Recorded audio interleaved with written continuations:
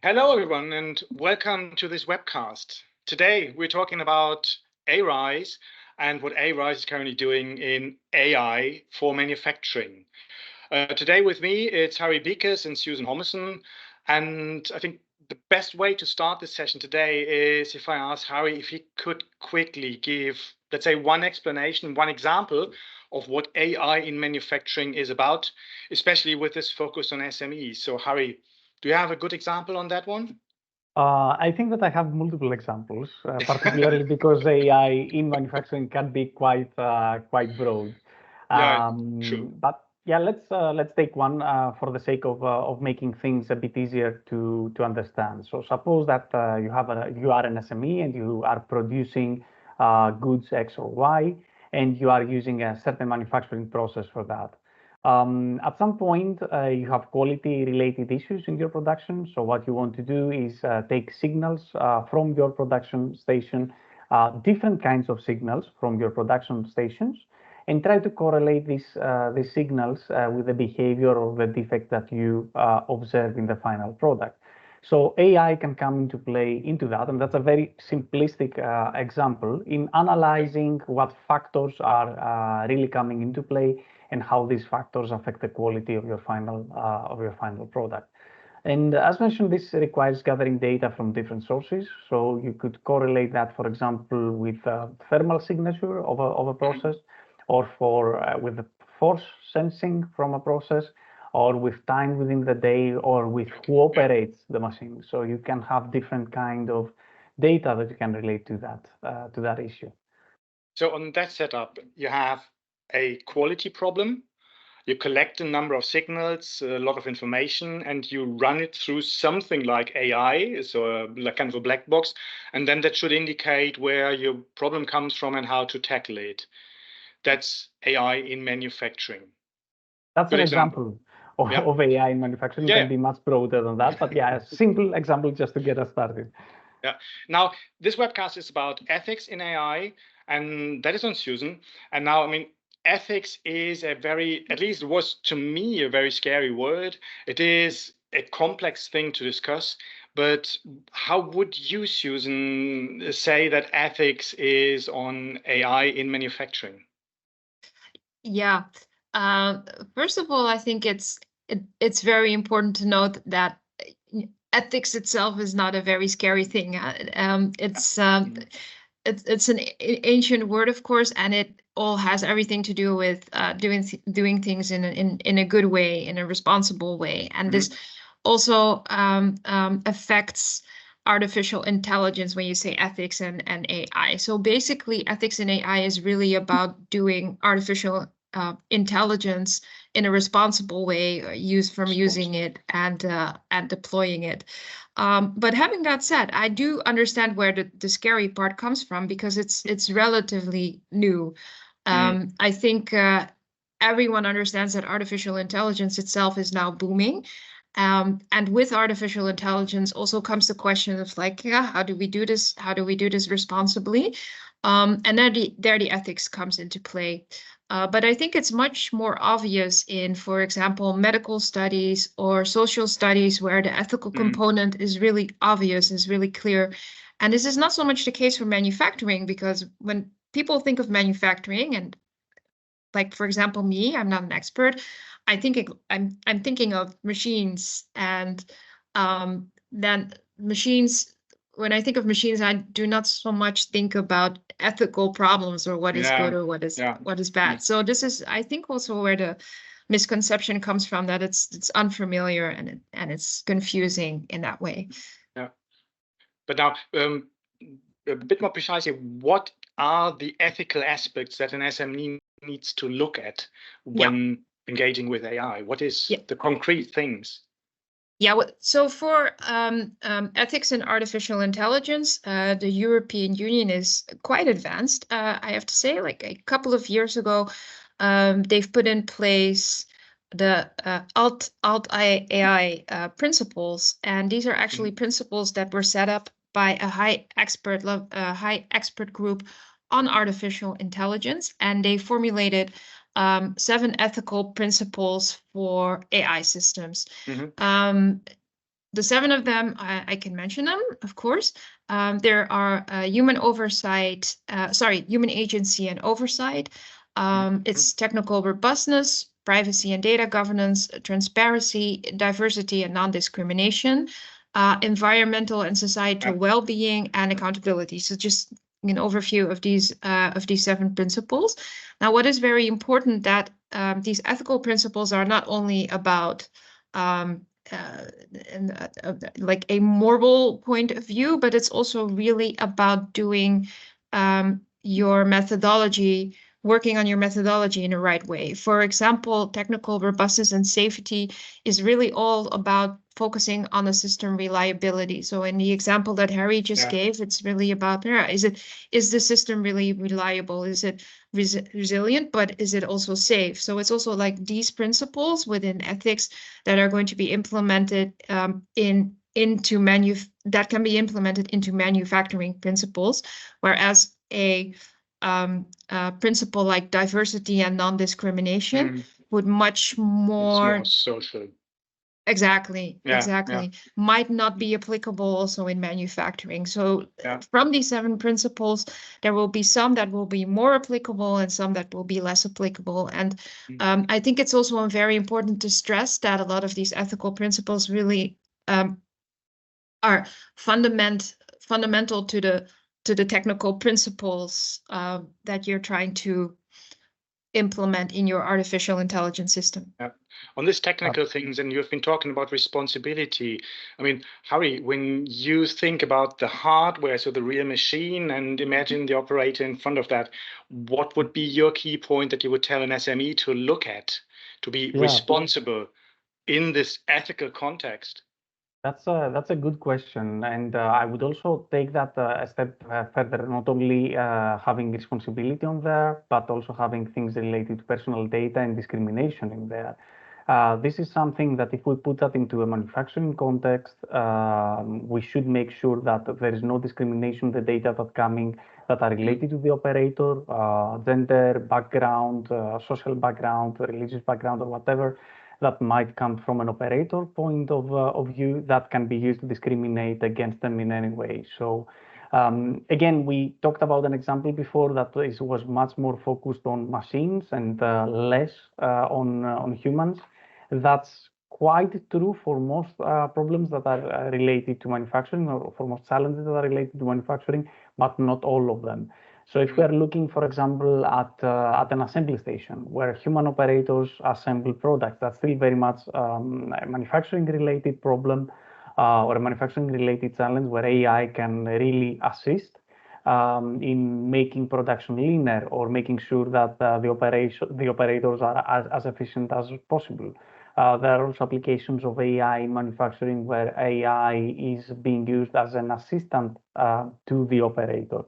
So these are applications where SMEs should be very much aware of the principles that Susan mentioned before to begin with, and they need somebody, I think at least, to help them, because Alt AI is one thing and it's there, but asking an SME to have a priori knowledge of Alt AI is something that's not reasonable in my point of view. Absolutely, so these people need someone to translate requirements to them, tell them what they can do, what they cannot do, and what they can do, but they need to be wary of things 1, 2, and 3. So this is where I guess most support should be towards them.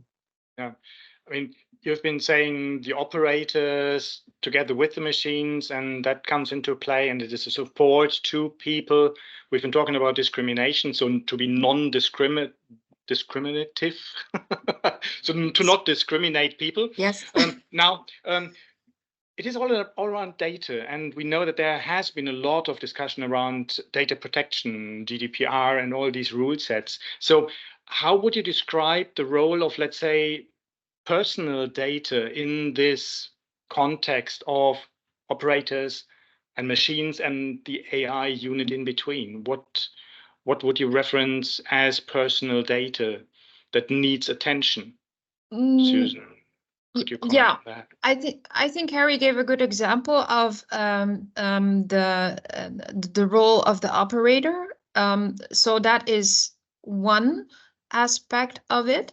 I think we're collecting a lot of data of persons that might not be necessary for research or for AI development. Okay. So if you have certain data from the operator that you could use, that you need to use in your artificial intelligence system, then of course you're allowed to use it. But if it's not necessary, then there's also not really a reason to keep it.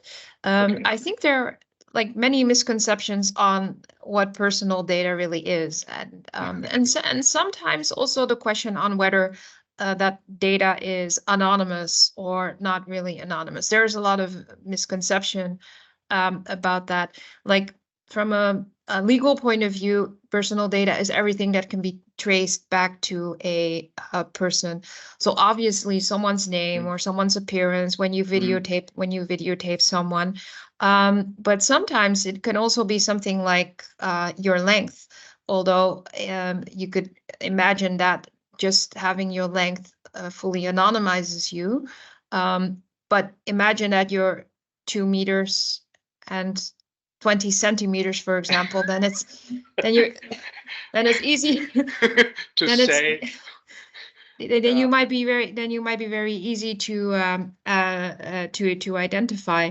So when you deal with personal data and you also really need it for anything in your business, then there are, of course, very famous regulation, the GDPR, the General Data Protection Regulation, comes into play, and it sets out certain principles that you will need to follow, such as being lawful, fairness, being transparent, have a purpose limitation, so you cannot collect data for 20 different purposes, but just for the purpose that you need. Minimize your data, that's what we already talked about, and making sure your data is accurate. So then all these kinds of things, when you think about it, they're really common sense.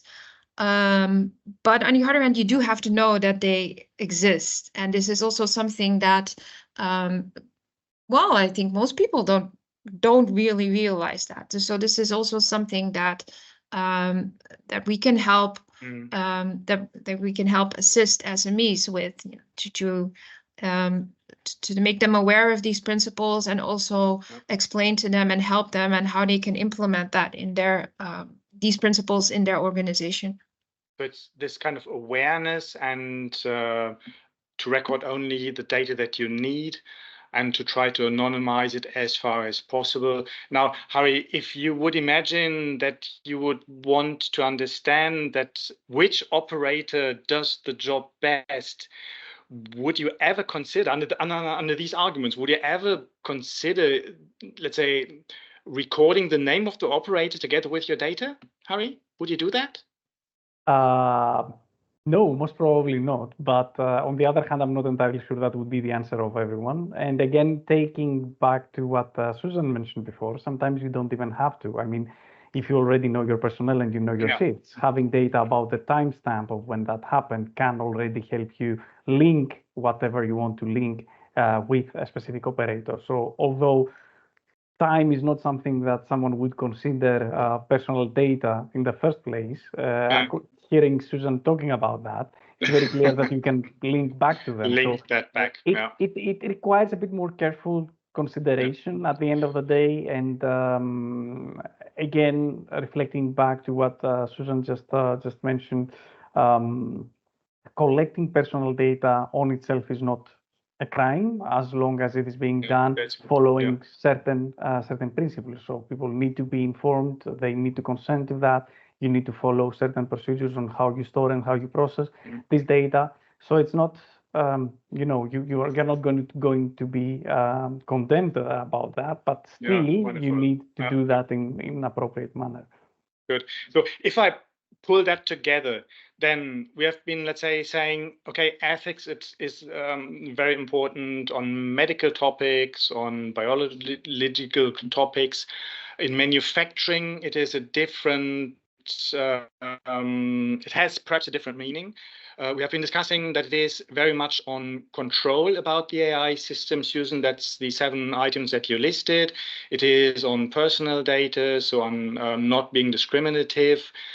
It is, let's say, being responsible and handling that data responsible.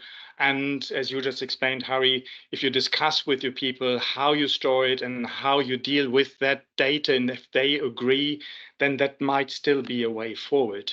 Now, if we pull all that together, I guess that is a nice recommendation list to the SMEs to think about what they really need as data, how they store it, and to communicate it to their employees and to make sure that these rules are being followed. Now, there's also this AI Act. Also looking a bit on the time for today, there's also this AI Act that's currently happening at EU level. Susan, could you give the listeners a very short, brief, let's say, idea of what the AI Act is about? Oh, very brief. Yeah, briefly. sorry. Just to try.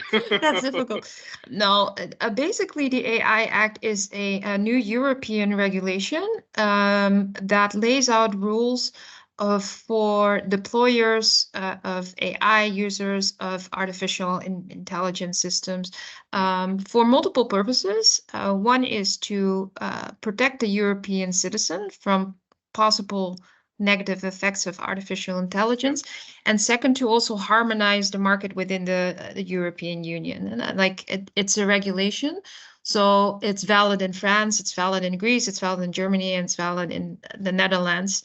So in that way, they want to create a uniformity.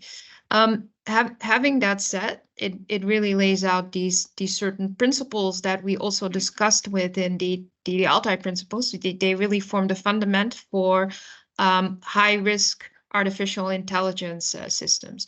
So you have to think of the artificial intelligence systems in risk classifications, where you have unacceptable risks, artificial intelligence systems. These will be forbidden. This is, for example, real-time face recognition in for normal civilians. That will be prohibited.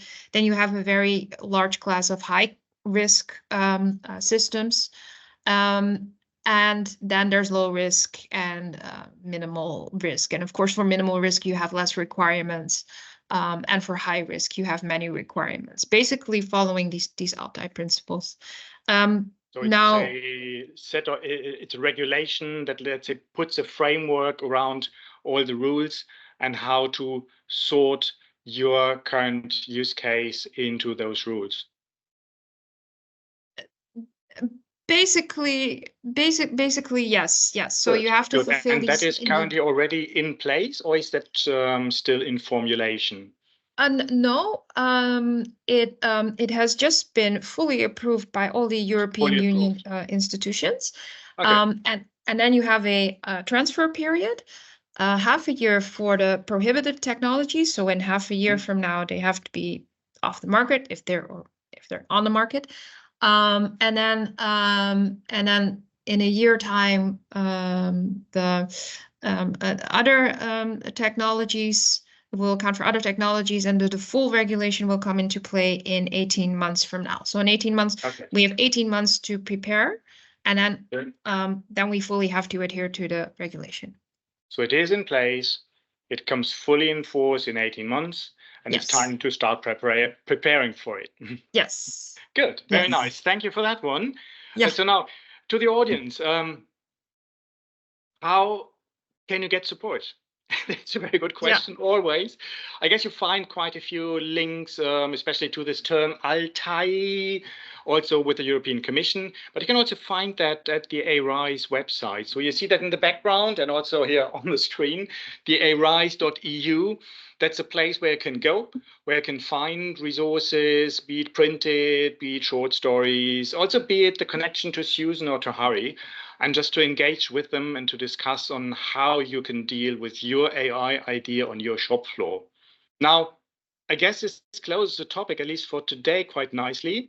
Harry has given an example on a machine with a quality issue where you start to record data, to use AI to tackle that quality problem. Susan has nicely explained these 7 principles, mainly focusing on having a good deal with your AI application, to be responsible, to look after the data, to handle that data transparently and responsibly. And again, that is the main topic, what you should consider when hearing ethics in AI. Thanks very much, Harry, for being here. Thanks very much, Susan, for these very nice and competent explanations on these very complex topic. And you gave us a very nice insight onto how easy it can be to deal with it, and also the necessity why to deal with it. Do you have, let's say, a very short last sentence, a few words to our listeners that you would give to them? Actually, yes. One thing that I also wanted to mention is that these principles and the AI Act, they follow a life cycle approach. So we talked about data, but what's also very important is the implementation of the AI system and what kind of effects that may have. It could mean, for example, that you would have to train your staff because the AI system is very different from the machine operating without the AI system. So you have to look at it into like the full perspective. Cool. So it's not a just take off, but it's something that you should look at after all the time that you're using it. That's a very good point, Susan. Thanks for reminding that one. Thanks to everyone who has been listening. Thanks to those that might listen to this recording at a later point in time. We will do other webcasts on different topics, so just stay tuned and have fun with AI in manufacturing.